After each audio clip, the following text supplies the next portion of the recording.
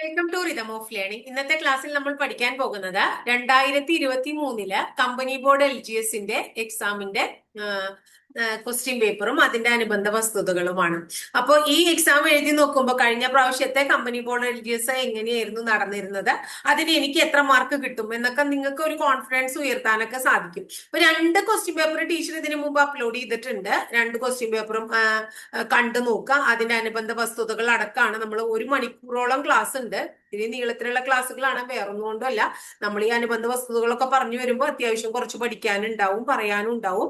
അപ്പൊ അതുകൊണ്ട് നിങ്ങൾ തീർച്ചയായിട്ടും അതൊരു സമയം പാഴ്ചെലവായിട്ട് സമയമായിട്ട് പോയി, എന്റെ സമയം പോയി എന്ന് വിചാരിക്കരുത്.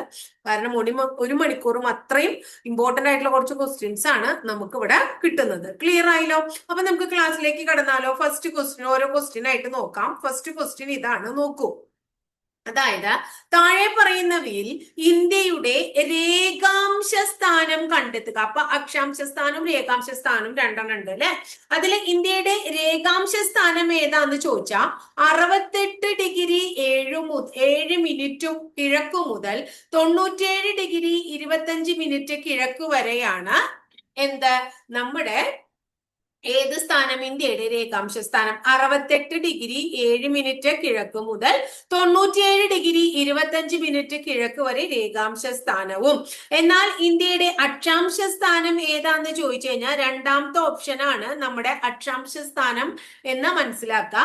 8 ഡിഗ്രി 4 മിനിറ്റ് വടക്ക് മുതൽ 37 ഡിഗ്രി 6 മിനിറ്റ് വടക്ക് വരെയാണ് ഇന്ത്യയുടെ അക്ഷാംശ സ്ഥാനം എന്നും പഠിച്ചു വെക്കണം. ഇനി താഴെ പറയുന്നവയിൽ എന്താണ് ഹിമാലയ നദികൾ ഏതെല്ലാം എന്നാണ് ചോദിക്കുന്നത്. സിന്ധു, ഗംഗ, ബ്രഹ്മപുത്ര എന്നീ 3 നദികളെയാണ് നമ്മൾ എന്ത് വിളിക്കുന്നത്? ഹിമാലയൻ നദികൾ എന്ന് വിളിക്കുന്നത്. സിന്ധു, ഗംഗ, ബ്രഹ്മപുത്ര അല്ലെ. ഇനി അടുത്തത് ഉപദ്വീപീയൻ നദികളുണ്ട്. മഹാനദി, നർമ്മദ, താപ്തി, ഗോദാവരി, കൃഷ്ണ, കാവേരി, അങ്ങനെയുള്ള എന്തുണ്ട്? ഉപദ്വീപീയൻ നദികളുണ്ട്. ഹിമാലയൻ നദികൾ എത്ര മാത്രമേ ഉള്ളൂ? സിന്ധു, ഗംഗ, ബ്രഹ്മപുത്ര തുടങ്ങിയ 3 നദികൾ മാത്രമാണ് എന്തുള്ളൂ? ഹിമാലയൻ നദികളുള്ളൂ എന്നോർത്തു വെക്കുക. ഇന്ത്യയിൽ ഏറ്റവും കൂടുതൽ ചൂട് അനുഭവപ്പെടുന്ന ജയ്സാൽമീർ. അപ്പൊ ഇന്ത്യയില് ഏറ്റവും കൂടുതൽ ചൂട് അനുഭവപ്പെടുന്നത് എവിടെയാണ്? ജയ്സാൽമീർ ആണ് എന്ന് നമ്മൾ പഠിച്ചു അല്ലെ. അത് ഇതിൽ തന്നെ കൊടുത്തിട്ടുണ്ട്. അത് എവിടെയാണ് എന്നാണ്, ഏത് ഭൂവിഭാഗത്തിൽ പെടുന്നു എന്നാണ് ചോദ്യം. താർ മരുഭൂമിയിലാണ് പെടുന്നത്. ഇന്ത്യയിൽ ഏറ്റവും കൂടുതൽ ചൂട് അനുഭവപ്പെടുന്ന ജയ്സാൽമീർ ഏത് ഭൂവിഭാഗത്തിൽ പെടുന്നു? ഥാർ മരുഭൂമിയിലാണ് പെടുന്നത്. അടുത്തത് ഇന്ത്യയുടെ തെക്ക് പടിഞ്ഞാറൻ മൺസൂൺ. തെക്ക് പടിഞ്ഞാറൻ മൺസൂൺ ഏറ്റവും കൂടുതൽ ലഭിക്കുന്ന കാലയളവ്. തെക്ക് പടിഞ്ഞാറൻ മൺസൂൺ ഏറ്റവും കൂടുതൽ ലഭിക്കുന്നത് ജൂൺ മുതൽ സെപ്റ്റംബർ വരെയുള്ള മാസങ്ങളിലാണ്. നമ്മുടെ ഇവിടെ കേരളത്തിലാണെങ്കിൽ നമ്മൾ പറയൂല്ലേ വർഷക്കാലം, കാലവർഷം, ഇടവപ്പാതി എന്നൊക്കെ പറയാറില്ലേ?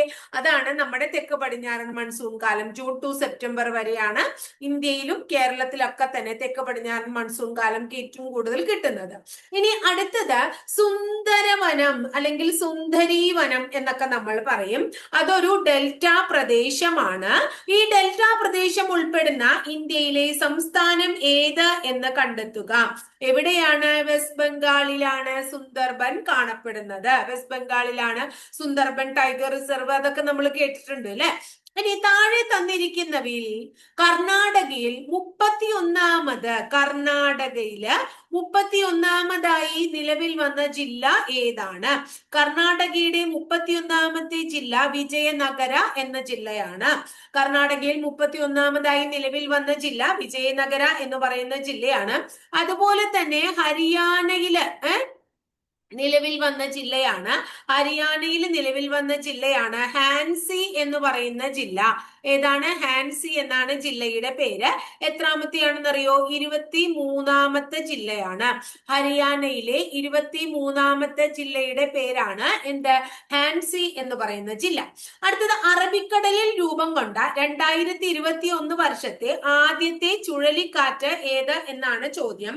അത് നമ്മൾ പഠിച്ചു വെക്കാൻ ടൗട്ടെ. 2021 ഒന്നിലെ ആയതുകൊണ്ട് അത്ര വലിയ എന്താ പറയാ പ്രാധാന്യമില്ല, കാരണം 2026 അപ്പൊ നമുക്ക് എന്ത് പഠിക്കാം? 2025 രൂപം കൊണ്ട ചുഴലിക്കാറ്റുകളെ കുറിച്ച് നമുക്ക് പഠിക്കാം കേട്ടോ. അപ്പൊ 2025 അറബിക്കടലിൽ രൂപം കൊണ്ട ആദ്യ ചുഴലിക്കാറ്റിന്റെ പേര് ശക്തി ചുഴലിക്കാറ്റ് എന്നാണ്. അപ്പോ 2025 അറബിക്കടലിൽ രൂപം കൊണ്ട ആദ്യ ചുഴലിക്കാറ്റ് ശക്തിയാണ്. അതിന് പേര് നൽകിയ രാജ്യം ശ്രീലങ്കയാണ്. ആരാണ് പേര് നൽകിയത്?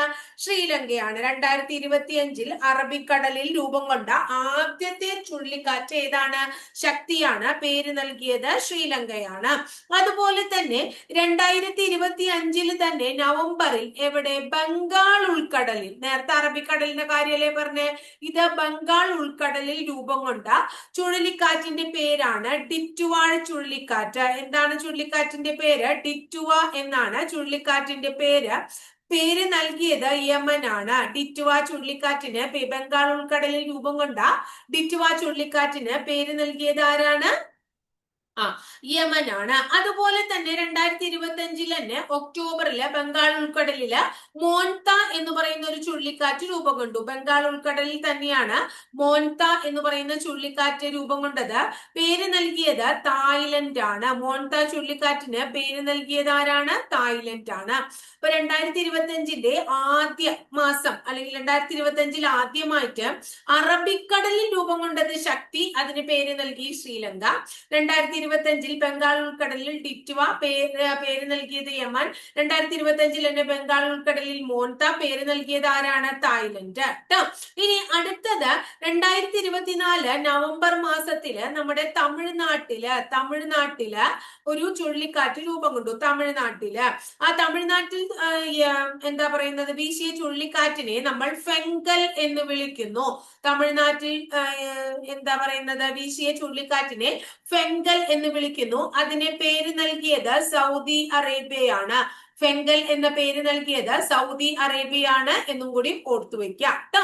ഇനി അടുത്തത് നമ്മുടെ 2024 അതും കൂടി ഒന്ന് ഓർത്തു വെച്ചോളൂ. 2024 ബംഗാൾ ഉൾക്കടലിൽ രൂപം കൊണ്ട ഒരു ചുഴലിക്കാറ്റിന്റെ പേരാണ് റിമാൽ എന്ന് പറയുന്നത്. റിമാല്, ആ റിമാലിന് പേര് നൽകിയത് ഒമാൻ ആണ്. റിമാൽ എന്ന പേര് നൽകിയത് ഒമാൻ ആണ്. അപ്പൊ ഇത്രയും ചുഴലിക്കാറ്റുകളെ ഒന്ന് ഓർത്തു വെക്കുക. 2021 നമ്മളോട് ചോദിച്ചേ, ഇനി നമ്മളോട് 2025 ചോദിക്കാൻ സാധ്യത. കേരളത്തിന്റെ തീരപ്രദേശത്ത് കാണപ്പെടുന്ന പ്രധാനപ്പെട്ട റേഡിയോ ആക്റ്റീവ് പദാർത്ഥങ്ങളിൽ ഉൾപ്പെടുന്നത് ഏതാണ്? റേഡിയോ ആക്റ്റീവ് പദാർത്ഥങ്ങൾ കേരളത്തിന്റെ തീരപ്രദേശങ്ങളിൽ ഏതൊക്കെ റേഡിയോ ആക്റ്റീവ് പദാർത്ഥങ്ങളാണ് കാണപ്പെടുന്നത്? ഒന്ന് ഇൽമനൈറ്റ് കാണപ്പെടുന്നുണ്ട്, അടുത്തത് മോണോസൈറ്റ് കാണപ്പെടുന്നുണ്ട്. കേരളത്തിന്റെ തീരപ്രദേശത്ത് കാണപ്പെടുന്ന പ്രധാനപ്പെട്ട റേഡിയോ ആക്റ്റീവ് പദാർത്ഥങ്ങൾ ഏതൊക്കെയാണ്? Ilmenite, monocyte. ഈ ഇൽമനൈറ്റ്, മോണോസൈറ്റ് അതുപോലെ തന്നെ സിലിക്കണും കൂടി ഉണ്ട്. ഇൽമനൈറ്റ്, മോണോസൈറ്റ് അതുപോലെ തന്നെ സിലിക്കൺ തുടങ്ങിയവ കാണപ്പെടുന്ന കേരളത്തിലെ പ്രദേശം ഏത് എന്ന് ചോദിച്ചു കഴിഞ്ഞാൽ ചവറ നീണ്ടകര പ്രദേശമാണ്. ചവറ നീണ്ടകര പ്രദേശം കാണപ്പെടുന്നത് കേരളത്തിൽ കൊല്ലം ജില്ലയിലാണ് എന്നും മനസ്സിലാക്കാം. ഇനി കേരളത്തിന്റെ തീരദേശ മണലിൽ നിന്നും ഉൽപ്പാദിപ്പിക്കുന്ന ആണവ ധാതു ഏതാണ്? ആണവ ധാതു ഏത് എന്ന് ചോദിച്ചു കഴിഞ്ഞാൽ ഉത്തരം തോറിയമാണ് നമ്മൾ പറയേണ്ടത്. ആണവ ധാതു ഏതാണ്? ഉത്തരം തോറിയമാണ്. ഇതൊക്കെ പ്രധാനമാണ്, പലപ്പോഴും പരീക്ഷയ്ക്ക് ചോദിക്കാറുള്ളതാണ് കേട്ടോ. ഇനി അതുപോലെ തന്നെ പരീക്ഷയ്ക്ക് ഇവിടെ ഒരു ഓപ്ഷനിൽ കൊടുത്തിട്ടുണ്ട് ബോക്സൈറ്റിന്റെ കാര്യം. അപ്പൊ പരീക്ഷയ്ക്ക് മുമ്പ് ചോദിച്ചിട്ടുണ്ട് കേരളത്തിൽ ഏറ്റവും കൂടുതൽ ബോക്സൈറ്റ് നിക്ഷേപം ഏത് ജില്ലയിലാണ് എന്ന് ചോദിച്ചു കഴിഞ്ഞാൽ നമ്മൾ പറയണം കേരളത്തിൽ കാസർഗോഡ് ജില്ലയിലാണ് ഏറ്റവും കൂടുതൽ ബോക്സൈറ്റ് നിക്ഷേപം കാണപ്പെടുന്നത് എന്ന്. അപ്പൊ ഇത്രയും കാര്യം ക്ലിയർ ആയില്ലേ? അടുത്ത ചോദ്യം നോക്കൂ. കണ്ടൽക്കാടും കടൽ തീരവും ഏറ്റവും കൂടുതലുള്ള കേരളത്തിലെ ജില്ല ഏതാണ്? കണ്ടൽക്കാടാണെങ്കിലും കടൽ തീരമാണെങ്കിലും കേരളത്തിൽ ഏറ്റവും കൂടുതലുള്ളത് കണ്ണൂർ ജില്ലയിലാണ്. കേരളത്തിൽ ഏറ്റവും കൂടുതൽ കടൽ തീരമുള്ള ജില്ലയും കണ്ടൽക്കാടുകളുള്ള ജില്ലയും കണ്ണൂർ ജില്ലയാണ്. അതുപോലെ തന്നെ കേരളത്തിലേക്ക് കന്റോൺമെന്റ് എന്നറിയപ്പെടുന്നതും കണ്ണൂരാണ്. കണ്ണൂര് ഭരണശ്ശേരിയിലാണ്. കണ്ണൂർ എവിടെയാണ്?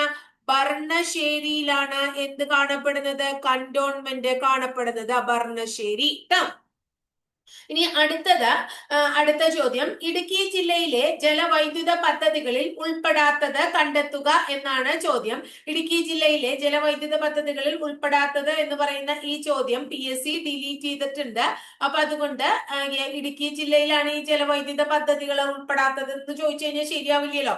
അപ്പൊ അതുകൊണ്ട് പള്ളിവാസല്, ചെങ്കുളം, ഇടമലയാറ്, ഷോളയാറൊക്കെ ജലവൈദ്യുത പദ്ധതികൾ ഉണ്ട്. അപ്പൊ കേരളത്തിലെ എന്താ പറയാ ജലവൈദ്യുത പദ്ധതി കേരളത്തിലെ ആദ്യത്തെ ജലവൈദ്യുത പദ്ധതി ഏതാണ്?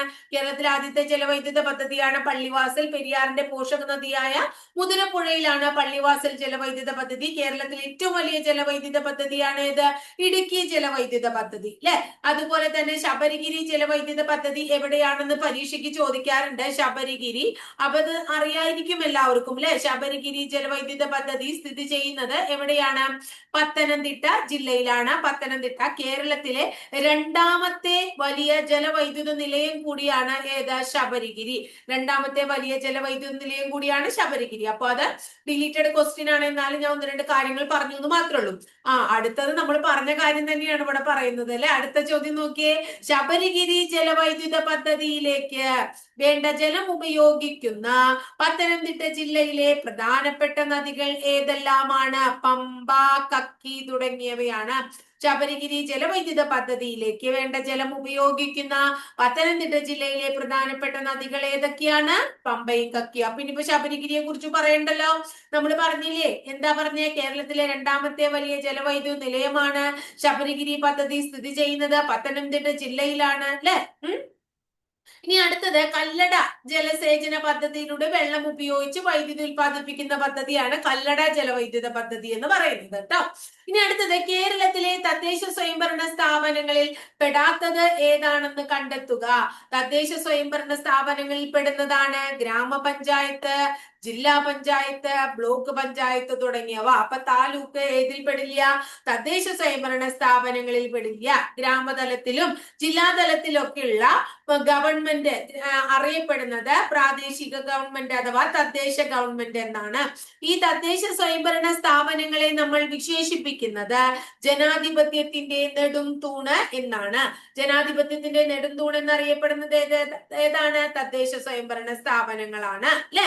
ഇനി അടുത്തത് എന്താണ്? ഇത് ത്രിതല പഞ്ചായത്ത് സംവിധാനം എന്ന് പറയും നമ്മൾ, അല്ലെ? ആ ത്രിതല പഞ്ചായത്തിലെ പ്രതിനിധികളെ തെരഞ്ഞെടുക്കുന്നത് ആരാണ്? പ്രതിനിധികളെ തെരഞ്ഞെടുക്കുന്നത്? നമ്മൾ തന്നെ. ആരാണ്? ജനങ്ങളാണ് പ്രതിനിധികളെ തെരഞ്ഞെടുക്കുന്നത്. ഇനി താഴെ പറയുന്നവരിൽ കേരള അത്ലറ്റുകളിൽ ഉൾപ്പെടുന്നവർ ആരെല്ലാം? ആരൊക്കെയാണ് കേരള അത്ലറ്റുകള്? PT ഉഷ കേരള അത്ലറ്റ് ആണ്. TC യോഹന്നാൻ കേരള അത്ലറ്റ് ആണ്. KM ബീനാമോൾ കേരള അത്ലറ്റ് ആണ്. PT ഉഷ, TC യോഹന്നാൻ, KM ബീനാമോൾ തുടങ്ങിയവർ എന്താണ്? നമ്മുടെ അത്ലറ്റുകളാണ്, അല്ലെ? ഇനി കേരളത്തിലെ ആദ്യത്തെ വന്യജീവി സങ്കേതം ഏതാണ്? ഏതാണെന്ന് അറിയില്ല എല്ലാവർക്കും. കേരളത്തിലെ ആദ്യത്തെ വന്യജീവി സങ്കേതത്തിന്റെ പേര് പെരിയാർ എന്നാണ്. കേരളത്തിലെ ഏറ്റവും വലിയ വന്യജീവി സങ്കേതവും പെരിയാറാണ്. കേരളത്തിലെ ആദ്യത്തെ കടുവാ സങ്കേതം ചോദിച്ചു കഴിഞ്ഞാലും പെരിയാറാണ്. ഇന്ത്യയിലെ 10ാമത്തെ കടുവാ സങ്കേതം ചോദിച്ചു കഴിഞ്ഞാലും ഏതെന്നെയാ പറയാ? പെരിയാറാണ് പറയാ. പെരിയാർ ഏത് ജില്ലയിൽ സ്ഥിതി ചെയ്യുന്നു? ഇടുക്കി ജില്ലയിലാണ്, അല്ലെ? അപ്പൊ ഇനി കേരളത്തിലെ ഒരു ടൈഗർ റിസർവ് മാത്രല്ല, എലിഫന്റ് റിസർവും കൂടിയാണ് ഏത്? പെരിയാർ എന്ന് പറയുന്നത്. പെരിയാർ വന്യജീവി സങ്കേതം നിലവിൽ വന്നപ്പോ അതിന്റെ ആദ്യത്തെ പേര് എന്തായിരുന്നു? നെല്ലിക്കാംപെട്ടി എന്നായിരുന്നു. ഇതൊക്കെ നമ്മൾ കേട്ടിട്ടുള്ള ചോദ്യങ്ങളാണ്. ശ്രീ ചിത്തിരാ തിരുനാൾ ബാലരാമവർമ്മ നെല്ലിക്കാംപെട്ടി എന്ന പേരിലാണ് ഈ വന്യജീവി സങ്കേതം കൊണ്ടുവന്നിട്ടുള്ളത്. ക്ലിയർ ആയില്ലേ മക്കളെ? ഇനി കേരളത്തിലെ അടുത്ത ചോദ്യം, കേന്ദ്ര സർക്കാരിന്റെ നിർമ്മൽ ഗ്രാമ പുരസ്കാരം നേടിയ ആദ്യ പഞ്ചായത്ത് പീലിക്കോട്, അല്ലെ? ഉൾപ്പെടുന്ന ജില്ല കണ്ടെത്തുക. അപ്പൊ പീലിക്കോട് ഉൾപ്പെടുന്ന ജില്ല, പീലിക്കോട് ഏത് ജില്ലയാണ്? കാസർഗോഡ് ജില്ലയാണ്. ഏതാണ്? കാസർഗോഡ് ജില്ലയാണ്. അപ്പൊ കേന്ദ്ര സർക്കാരിന്റെ നിർമ്മൽ ഗ്രാമ പുരസ്കാരം നേടിയ ആദ്യ പഞ്ചായത്ത് ഏതാണ്? പീലിക്കോടാണ്. അങ്ങനെയും ചോദിക്കാം. അതെവിടെയാണ്? കാസർഗോഡ് ജില്ലയിലാണ്. അഷ്ടമുടിക്കായൽ അറബിക്കടലുമായി ചേരുന്ന സ്ഥലം നമ്മൾ പഠിച്ചിട്ടുണ്ട്. അതിന്റെ പേര് ഇതാണെന്ന് നമ്മൾ പഠിച്ചിട്ടുണ്ട്, നീണ്ടകര അഴി. അഷ്ടമുടിക്കായൽ അറബിക്കടലുമായി ചേരുന്ന സ്ഥലം നീണ്ടകര അഴി നമ്മൾ പഠിച്ചു വെച്ചിട്ടുള്ളതാണ്, ടീച്ചർ എടുത്തിട്ടുള്ളതാണ്. അപ്പൊ അഷ്ടമുടിക്കായൽ അറബിക്കടലുമായി ചേരുന്ന അഴിമുഖത്ത് സ്ഥിതി ചെയ്യുന്ന തുറമുഖം ഏതന്നെയാണ്? നീണ്ടകര തുറമുഖം തന്നെയാണ്. കേരളത്തിലെ ഏറ്റവും വലിയ രണ്ടാമത്തെ കായലാണ് അഷ്ടമുടിക്കായൽ. അഷ്ടമുടിക്കായൽ എവിടെ സ്ഥിതി ചെയ്യുന്നു? കൊല്ലം ജില്ലയിലാണ് അഷ്ടമുടിക്കായൽ സ്ഥിതി ചെയ്യുന്നത്. ഇനി പരീക്ഷയ്ക്ക് ചോദിച്ചിട്ടുള്ള ചോദ്യമാണ്, ആശ്രാമം കായൽ എന്നറിയപ്പെടുന്നതും ഏതന്നെയാണ്? അഷ്ടമുടിക്കായലാണ്. പനയോലയുടെ ആകൃതിയിലുള്ള കായലാണ് അഷ്ടമുടിക്കായൽ. നീരാളിയുടെ ആകൃതിയിലുള്ള കായലാണ് അഷ്ടമുടിക്കായൽ. അഷ്ടമുടിക്കായലില് കുറേ അധികം പ്രത്യേകതകളുണ്ട്. അഷ്ടമുടിക്കായലില് 8 ചെറിയ തുരുത്തുകളുണ്ട്. ആ തുരുത്തുകൾ അറിയപ്പെടുന്നത് എന്ത് പേരിലാണ്? മൺട്രോ തുരുത്ത് എന്നാണ്. എന്താണ്? മൺട്രോ തുരുത്ത് എന്നാണ്. ക്ലിയർ ആയില്ലേ? കേരളത്തിൽ വാഹന രജിസ്ട്രേഷൻ കൂടുതലുള്ള ജില്ലയും വാഹന രജിസ്ട്രേഷൻ കുറവുള്ള ജില്ലയും ചേരുന്ന ജോഡി കണ്ടെത്തുക. ഏതാണ്? ഏറ്റവും കൂടുതൽ വാഹന രജിസ്ട്രേഷൻ ഉള്ളത് എറണാകുളത്താണ്. ഏറ്റവും കുറവ് വാഹന രജിസ്ട്രേഷൻ ഉള്ളത് വയനാടാണ്. അപ്പൊ ഓപ്ഷൻ ഡി ആണ് ആൻസർ. ക്ലിയർ ആയില്ലേ? കേരളത്തിൽ ഏറ്റവും കൂടുതൽ വാഹനങ്ങൾ രജിസ്റ്റർ ചെയ്തിട്ടുള്ളത് എറണാകുളത്താണ്. കേരളത്തിൽ ഏറ്റവും കുറച്ച് വാഹനങ്ങൾ രജിസ്റ്റർ ചെയ്തിട്ടുള്ളത് വയനാടാണ്. ഏറ്റവും കൂടുതൽ ദേശീയ പാതകൾ കടന്നു പോകുന്നത് എറണാകുളത്താണ്. ഏറ്റവും കുറവ് ദേശീയ പാതകൾ കടന്നു പോകുന്നത് വയനാടാണ്. എന്നാൽ പൊതുമരാമത്ത് റോഡുകൾ ശ്രദ്ധിക്കണം. പൊതുമരാമത്ത് റോഡുകൾ കേരളത്തിൽ ഏറ്റവും കൂടുതൽ ഉള്ള ജില്ല ചോദിച്ചു കഴിഞ്ഞാൽ നമ്മൾ കോട്ടയം ജില്ല പറയും. അതും കുറവ് ചോദിച്ചു കഴിഞ്ഞാൽ വയനാട് തന്നെ പറയണം. അപ്പൊ പൊതുമരാമത്ത് റോഡുകളുടെ കാര്യം ചോദിച്ചു കഴിഞ്ഞാൽ കൂടുതൽ കോട്ടയത്തും കുറവ് വയനാടാണ്. അടുത്തത് 2020 വർഷത്തിലെ സംസ്ഥാനത്തെ മികച്ച കായിക താരത്തിനുള്ള ജിമ്മി ജോർജ് ഫൗണ്ടേഷൻ അവാർഡ് ആർക്കാണ് ലഭിച്ചത്? 2020 കാര്യമാണ് ചോദിച്ചത്. അത് മിനിമോൾ എബ്രഹാമിനാണ് 2020 ലഭിച്ചത്. 2020 ഇത്രയും വർഷങ്ങൾക്ക് മുമ്പല്ലേ മക്കളെ? അപ്പൊ നമ്മൾ ഇപ്പോഴത്തെ ഏതാ പഠിക്കണ്ടേ? അതായത് 2025 ഒന്ന് പഠിച്ചു വെച്ചേ. 2025 മികച്ച കായിക താരത്തിനുള്ള ജിമ്മി ജോർജ് അവാർഡിന് അർഹനായത് ആരാണ്? എൽദോസ് പോൾ ആണ്. ആരാണ്? എൽദോസ് പോൾ ആണ്. എൽദോസ് പോൾ ട്ടോ. അത് പഠിച്ചു വെക്കണം. എൽദോസ് പോൾ ആണ്. ഇനി 2020 ഒന്നും ചോദിക്കില്ല. ഇത് 37ാമത്തെ അവാർഡാണ്. 37ാമത്തെ എന്താണ്? ജിമ്മി ജോർജ് ഫൗണ്ടേഷൻ അവാർഡ് 2025 ലഭിച്ചത് എൽദോസ് പോളിനാണ് എന്ന് ഓർത്തുവെക്കുക. ക്ലിയർ ആയില്ലേ? വളരെ ഇമ്പോർട്ടന്റ് ആയിട്ടുള്ള ചോദ്യമാണ്. പരീക്ഷയ്ക്ക് മുൻപ് ചോദിച്ചിട്ടുള്ളതാവുമ്പോ അപ്പൊ അതുമായിട്ട് കണക്റ്റഡ് ആയിട്ട് നമ്മളോട് ചോദിക്കാം. പൊതുജനത്തിന് സൗജന്യമായി വൈഫൈ ഏർപ്പെടുത്തിയ കേരളത്തിലെ ആദ്യത്തെ പഞ്ചായത്ത് ഏതാണ്? ഇരവിപേരൂർ പഞ്ചായത്ത്. പൊതുജനത്തിന് സൗജന്യമായി വൈഫൈ ഏർപ്പെടുത്തിയ കേരളത്തിലെ ആദ്യത്തെ പഞ്ചായത്ത് ഇരവിപേരൂരാണ്. ഇനി ഇന്ത്യയിലെ ആദ്യത്തെ വൈഫൈ മുനിസിപ്പാലിറ്റി. ഇന്ത്യയിലെയാണ് കേട്ടോ. ഇന്ത്യയിലെ ആദ്യത്തെ വൈഫൈ മുനിസിപ്പാലിറ്റി ചോദിച്ചാൽ ഏതാ നമ്മൾ പറയാ? മലപ്പുറം പറയണം. ഇന്ത്യയിലെ ആദ്യത്തെ വൈഫൈ മുനിസിപ്പാലിറ്റി മലപ്പുറം ട്ടോ. ക്ലിയർ ആയില്ലേ? എന്നാൽ വൈഫൈ സംവിധാനം ഏർപ്പെടുത്തിയ കേരളത്തിലെ ആദ്യത്തെ പഞ്ചായത്താണ് ചോദിക്കുന്നെങ്കിൽ തൃക്കരിപ്പൂർ പറയണം. അതായത് പൊതുജനങ്ങൾക്ക് എന്നില്ല, വൈഫൈ സംവിധാനം ഏർപ്പെടുത്തിയ കേരളത്തിലെ ആദ്യത്തെ പഞ്ചായത്ത് തൃക്കരിപ്പൂരും പൊതുജനത്തിന് സൗജന്യമായി വൈഫൈ സംവിധാനം ഏർപ്പെടുത്തിയ കേരളത്തിലെ ആദ്യത്തെ പഞ്ചായത്ത് ഇരവിപേരൂരും ഇന്ത്യയിലെ ആദ്യത്തെ വൈഫൈ മുനിസിപ്പാലിറ്റി മലപ്പുറവുമാണ്. അടുത്തത് നോക്കൂ. ഇന്ത്യൻ ദേശീയ പ്രസ്ഥാനത്തിന്റെ നഴ്സറി. നമ്മളിതൊക്കെ എന്താ പറയാ, ബംഗാൾ വിഭജനവും ഇതൊക്കെ പഠിച്ചപ്പോ നമ്മൾ പഠിച്ചിട്ടുള്ളതാണ്. ഇന്ത്യൻ ദേശീയ പ്രസ്ഥാനത്തിന്റെ നഴ്സറി എന്ന് വിളിക്കുന്നത് ബംഗാളിനെയാണ്. താഴെ പറയുന്നവയിൽ വള്ളത്തോൾ നാരായണ മേനോന്റെ കൃതികളിൽ പെടാത്തത്, പെടാത്തത്. അപ്പൊ നോക്കുക, നമ്മൾ കേട്ടിട്ടുണ്ട് ഇന്ത്യയുടെ കരച്ചിൽ, എന്റെ ഗുരുനാഥൻ, ബാപ്പുജി തുടങ്ങിയവ വള്ളത്തോൾ നാരായണ മേനോന്റെ കൃതികളാണ്. പ്രേമാശ്രമം എന്ന് പറയുന്നത് പ്രേംചന്ദിന്റെ കൃതിയാണ്, പ്രേംചന്ദ്. അപ്പോ വള്ളത്തോൾ നാരായണ മേനോന്റെ കൃതികളിൽ പെടാത്തത് പ്രേമാശ്രമമാണ്, അത് പ്രേംചന്ദിന്റെയാണ്.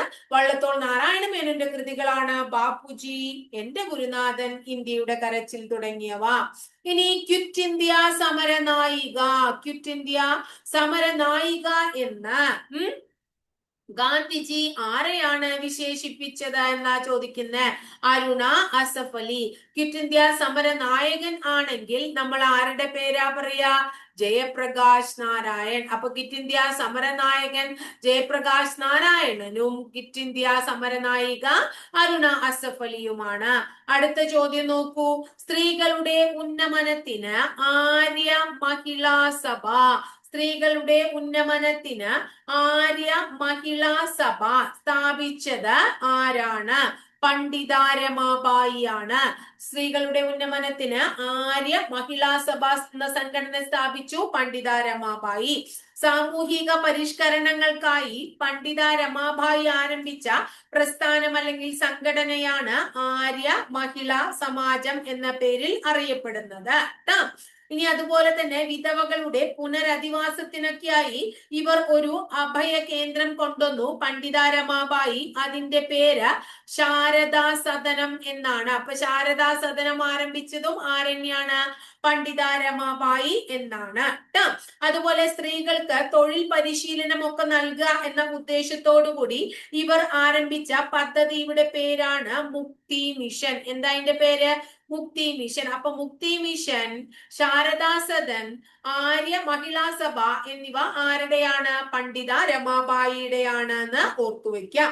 24ാമത്തെ ചോദ്യം. ഇന്ത്യയിലെ നിലവിലെ വിദേശകാര്യ വകുപ്പ് മന്ത്രി ആരാണ്? ഇന്ത്യയിലെ നിലവിലെ വിദേശകാര്യ വകുപ്പ് മന്ത്രി ആരാണ്? ആരാണ്? അതിന്റെ ഓപ്ഷൻ ഏതാണ്? സുബ്രഹ്മണ്യൻ ജയ്ശങ്കർ. സുബ്രഹ്മണ്യൻ ജയ്ശങ്കർ ആണ്. ഇനി അടുത്തത് കേന്ദ്രഭരണ പ്രദേശമായ ലഡാക്കിലെ നിലവിലെ ലഫ്റ്റനന്റ് ഗവർണർ ആരാണ്? കേന്ദ്ര ഭരണ പ്രദേശമായ ലഡാക്കിലെ നിലവിലെ ലഫ്റ്റനന്റ് ഗവർണർ. ഇത് PSC ഡിലീറ്റ് ചെയ്തതാണ്. എന്നിരുന്നാൽ കൂടി ലഡാക്കിൽ ഇപ്പൊ ആരാണ് എന്ന് നിങ്ങൾ പഠിച്ചോളൂ. കാവിന്ദർ ഗുപ്തയാണ്. ലഡാക്കിൽ ഇപ്പോൾ ആരാണ്? കാവിന്ദർ ഗുപ്ത. ആരാണ്? കാവിന്ദർ ഗുപ്തയാണ് കേന്ദ്രഭരണ പ്രദേശമായ ലഡാക്കിലെ ലഫ്റ്റനന്റ് ഗവർണർ എന്ന് ഓർത്തുവെക്കാം. ആരാണ് ലഡാക്കിലെ? കാവിന്ദർ ഗുപ്ത. ഡൽഹിയിൽ ആരാണ്? വിനയ് കുമാർ സക്സേന. ഡൽഹിയിലെ ആരാണ്? വിനയ് കുമാർ സക്സേന. വിനയ് കുമാർ സക്സേന. വിനയ് കുമാർ സക്സേന എവിടത്തെയാണ്? ഡൽഹിയിലെയാണ്. ഓരോ 3-4 വെച്ചിട്ട് ഓരോ ക്വസ്റ്റ്യൻ പേപ്പർ വെച്ച് പഠിച്ചാൽ നമുക്ക് കുറച്ചും കൂടി എളുപ്പമായിരിക്കും കേട്ടോ. ഇനി അടുത്തത് ആൻഡമാൻ നിക്കോബാറിലെ ആരാണ്? DK ജോഷിയാണ്. ആൻഡമാൻ നിക്കോബാറിലെ ആരാണ്? ലഫ്റ്റനന്റ് ഗവർണർ DK ജോഷിയാണ്. ആൻഡമാൻ നിക്കോബാറിലെ DK ജോഷിയാണ്. ഇനി ജമ്മു കാശ്മീരിലെ ആരാണെന്നും കൂടെ പഠിച്ചു വയ്ക്കൂ. മനോജ് സിൻഹയാണ്. മനോജ് സിൻഹയാണ് എവിടത്തെ? ജമ്മു കാശ്മീരിലെ. അപ്പൊ ഇത്രയും കാര്യം ഒന്ന് ഓർത്തു വയ്ക്കാം. ഇന്ത്യയിൽ നടപ്പിൽ വരുത്തേണ്ട ഭരണ പരിഷ്കാരങ്ങളെ കുറിച്ച് ചർച്ച ചെയ്യാൻ ബ്രിട്ടീഷ് ഗവൺമെന്റ് വിളിച്ചു ചേർത്ത വട്ടമേശ സമ്മേളനങ്ങൾ നടന്നത് എന്നെല്ലാമാണ്? ഏതൊക്കെ സന്ദർഭങ്ങളിലാണ് നടന്നേ? 1930, 31, 32 എന്നിങ്ങനെയായിരുന്നു 3 വട്ടമേശ സമ്മേളനങ്ങളുടെ വർഷം. അടുത്തത് റൗലറ്റ് വിരുദ്ധ സമരവുമായി ബന്ധപ്പെട്ട് നടന്ന ദാരുണ സംഭവത്തിനെ വിളിക്കുന്ന പേരെന്താ? എന്താണ്? ജാലിയൻവാലാബാഗ് കൂട്ടക്കൊല അല്ലെ? റൗലറ്റ് വിരുദ്ധ സമരവുമായി ബന്ധപ്പെട്ട് എന്താ നടന്നേ? ജാലിയൻവാലാബാഗ് കൂട്ടക്കൊലയാണ് നടന്നത്. അടുത്തത് നോക്കൂ. 28ാമത്തെ ചോദ്യം. വൈകുണ്ഠസ്വാമിയുമായി ബന്ധമില്ലാത്തത് ഏത്? ബന്ധമില്ലാത്തത് ഏത്? ആദ്യം തന്നെ കൊടുത്തേക്കണു വില്ലുവണ്ടി സമരം. ബന്ധമുണ്ടോ? ഇല്ല. കാരണം എന്തുകൊണ്ടാ? വില്ലുവണ്ടി സമരം നയിച്ച വ്യക്തി അയ്യങ്കാളിയാണ്. മഹാത്മാ അയ്യങ്കാളിയാണ് വില്ലുവണ്ടി സമരം നയിച്ചത്. സമത്വ സമാജം സ്ഥാപിച്ചു വൈകുണ്ഠസ്വാമി. ക്ഷേത്ര പ്രവേശന നിരോധനത്തിനെതിരെ ശബ്ദമുയർത്തി വൈകുണ്ഠസ്വാമി. മേൽമുണ്ട് ധരിക്കൽ നിരോധനത്തിനെതിരെ ശബ്ദമുയർത്തി വൈകുണ്ഠസ്വാമി. അപ്പൊ വൈകുണ്ഠസ്വാമിയുമായി ബന്ധപ്പെട്ടിട്ട് ബന്ധമില്ലാത്തത് എന്തു മാത്രമാണ്? വില്ലുവണ്ടി സമരം നയിച്ചത് മാത്രമാണ്. അടുത്തത്, ഒരു ക്ഷേമരാഷ്ട്രം സൃഷ്ടിക്കുന്നതിന് സഹായകമാകുന്ന സാമൂഹിക, സാമ്പത്തിക, രാഷ്ട്രീയ പരിപാടികൾ ഗവൺമെന്റ് ഏറ്റെടുക്കണം എന്ന് ആവശ്യപ്പെടുന്ന ഭരണഘടനാ വിഭാഗത്തിന് വിളിക്കുന്ന പേര് എന്താണ്? ക്ഷേമരാഷ്ട്ര സങ്കല്പമാണ് ഇവിടെ പറയുന്നത്. അത് നിർദ്ദേശക തത്വങ്ങളാണ്. ക്ഷേമരാഷ്ട്രം എന്ന് പറയുന്നത് നിർദ്ദേശക തത്വങ്ങളാണ് കേട്ടോ. ഇനി AK ഗോപാലൻ, AKG, അദ്ദേഹത്തിന്റെ നേതൃത്വത്തിൽ എന്ത് നടന്നു? പട്ടിണി ജാഥ നടന്നു. അത് എവിടെ മുതൽ എവിടെ വരെ? കണ്ണൂർ മുതൽ മദ്രാസ് വരെയാണ് AK ഗോപാലന്റെ നേതൃത്വത്തിൽ എന്ത് നടന്നത്? പട്ടിണി ജാഥ നടന്നത്. താഴെ പറയുന്നവയിൽ സ്വാതന്ത്ര്യത്തിനുള്ള അവകാശം എന്ന മൗലിക അവകാശവുമായി ബന്ധപ്പെട്ട ആശയം, സ്വാതന്ത്ര്യത്തിനുള്ള അവകാശം എന്ന മൗലിക അവകാശവുമായി ബന്ധപ്പെട്ട അവകാശം ഏതാണ്? അതിൽ പറയുന്നത് അന്യായമായ അറസ്റ്റിനും തടങ്കലിനും എതിരായ സംരക്ഷണം. അപ്പോ സ്വാതന്ത്ര്യത്തിനുള്ള അവകാശം എന്ന മൗലിക അവകാശവുമായി ബന്ധപ്പെട്ടതാണ് അന്യായമായ അറസ്റ്റിനും തടങ്കലിനും എതിരായ സംരക്ഷണം എന്നത്. അടുത്തത് 32. താഴെ പറയുന്നവയിൽ സുഭാഷ് ചന്ദ്രബോസിന്റെ സമരങ്ങളിൽ തൽപരരായി, അതായത് താല്പര്യം കൊണ്ട് INA-യിൽ ചേർന്ന മലയാളികൾ ആരൊക്കെയാണ് ചേർന്നത്? വക്കം അബ്ദുൽ ഖാദറും ക്യാപ്റ്റൻ ലക്ഷ്മിയും ചേർന്നു. ആര് ചേർന്നു? വക്കം അബ്ദുൽ ഖാദറും ക്യാപ്റ്റൻ ലക്ഷ്മിയും സുഭാഷ് ചന്ദ്രബോസിന്റെ സമരങ്ങളിൽ തൽപരരായി INA-യിൽ ചേർന്ന മലയാളികളാണ് എന്ന് ഓർത്തു വെക്കണം. അടുത്തത്, ഇന്ത്യൻ ഭരണഘടന വിഭാവനം ചെയ്തിരിക്കുന്ന പാർലമെന്ററി ജനാധിപത്യ ഭരണ സമ്പ്രദായത്തിനോട് യോജിക്കാത്ത പ്രസ്താവന ഏത് എന്നാണ് ചോദ്യം. ജനങ്ങൾ തങ്ങളുടെ പ്രതിനിധികളെ പ്രായപൂർത്തി വോട്ടവകാശത്തിലൂടെ തെരഞ്ഞെടുക്കുന്നു. ശരിയാണ്. ഇന്ത്യൻ പാർലമെന്ററി ഭരണ സമ്പ്രദായ പ്രകാരം കേന്ദ്രത്തിലും സംസ്ഥാനങ്ങളിലും ദ്വിമണ്ഡല സഭയുണ്ട്. ഇല്ല, കേന്ദ്രത്തിൽ മാത്രമേ ലോക്സഭ രാജ്യസഭയുള്ളൂ അല്ലെ. എല്ലായിടത്തും സംസ്ഥാനങ്ങളിലും എന്തില്ല? ദ്വിമണ്ഡല സഭയില്ല. അപ്പൊ ഇത് തെറ്റാണ്. തെരഞ്ഞെടുക്കപ്പെട്ടവർ ചേർന്ന് ഒരു ജനപ്രതിനിധി സഭയായി പ്രവർത്തിക്കുന്നു. ശരിയാണ്. നിയമനിർമ്മാണമാണ് ജനപ്രതിനിധി സഭയുടെ പ്രധാന ചുമതല. ശരിയാണ്. അപ്പോ ഏതാണ് തെറ്റ്? ഇന്ത്യയിൽ പാർലമെന്ററി ഭരണ സമ്പ്രദായ പ്രകാരം കേന്ദ്രത്തിലും സംസ്ഥാനങ്ങളിലും ദ്വിമണ്ഡല സഭ നിലകൊള്ളുന്നു എന്നുള്ളത് യോജിക്കാത്ത പ്രസ്താവനയാണ്. അടുത്ത ചോദ്യം, ഗാന്ധിജി മുന്നോട്ട് വെച്ച നയീം താലീം, അതായത് നൂതന വിദ്യാഭ്യാസം, നയീം താലീം എന്ന് പറയുന്ന പദ്ധതി, വിദ്യാഭ്യാസ പദ്ധതിയുമായി ബന്ധമില്ലാത്തത് ഏത്? ഇനി ഈ ഗാന്ധിജി മുന്നോട്ട് വെച്ച വിദ്യാഭ്യാസ പദ്ധതിയുടെ പേര് തന്നെ പലപ്പോഴും ചോദിച്ചിട്ടുണ്ട്. നയീം താലീം ആണ് എന്ന് ഓർത്തുവെക്കുക. ആദ്യത്തെ ഓപ്ഷൻ തന്നെ എന്താ കൊടുത്തിരിക്കണേ? എന്താണ്? പാശ്ചാത്യ വിദ്യാഭ്യാസത്തിന് ഊന്നൽ നൽകി. തെറ്റ്. ഗാന്ധിജി എപ്പോഴെങ്കിലും പാശ്ചാത്യ വിദ്യാഭ്യാസത്തിന് ഊന്നൽ നൽകുവോ? ഇല്ല. അദ്ദേഹം എന്താ പറയുള്ളൂ? മാതൃഭാഷയ്ക്ക് ഊന്നൽ നൽകുള്ളൂ. അപ്പൊ ആദ്യത്തെ തെറ്റാണ്. വിദ്യാഭ്യാസം ഉൽപാദനക്ഷമമായ ഏതെങ്കിലും തൊഴിലുമായി ബന്ധപ്പെടുത്തണം. ശരിയാണ്. 8 വയസ്സ് മുതൽ 14 വയസ്സ് വരെയുള്ള കുട്ടികൾക്ക് സൗജന്യവും നിർബന്ധിതവുമായ വിദ്യാഭ്യാസം നൽകണം. ശരിയാണ്. വിദ്യാഭ്യാസം മാതൃഭാഷയിലായിരിക്കണം. ശരിയാണ്. അപ്പൊ ഈ 3 കാര്യങ്ങളും നയീം താലിയുമായി ബന്ധപ്പെട്ടതാണ്. ആദ്യത്തേത് നയീം താലിയുമായി ബന്ധപ്പെട്ടത് അല്ല. ഈ നയീം താലീം പദ്ധതിയെ കുറിച്ച് പഠിക്കാനായിട്ട് ഒരു കമ്മിറ്റിയെ നമ്മൾ നിയോഗിക്കേണ്ടായി. ആ കമ്മിറ്റിയുടെ പേര് എന്താണെന്ന് പഠിച്ചു വെച്ചോളോ.